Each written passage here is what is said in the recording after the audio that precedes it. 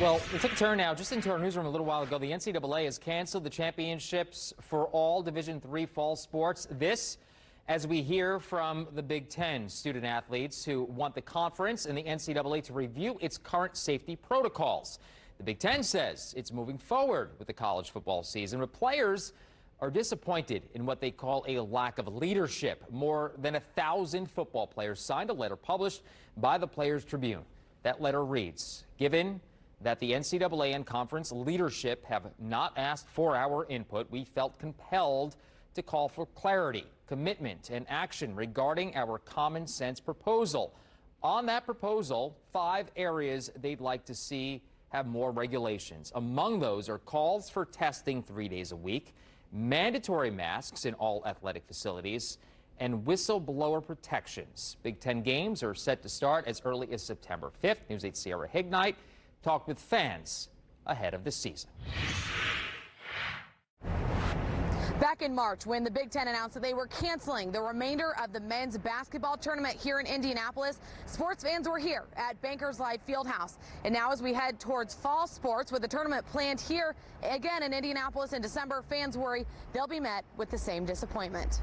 This week, Big Ten sports teams can start preseason practice with football games scheduled in less than a month. Now sports fans wonder, how are college teams going to make this work? There's just a lot of inconsistency, whether like it's disinfecting the locker rooms, or it's just really hard to get everything set in stone when there's not a bubble situation.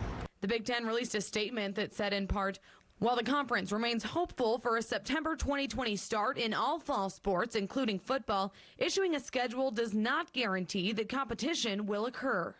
I want it to happen, but I feel like we need to take more precautions with it. Today, the NCAA released requirements schools and conferences must meet to move forward with fall sports, and divisions have to decide by August 21st if their season will happen.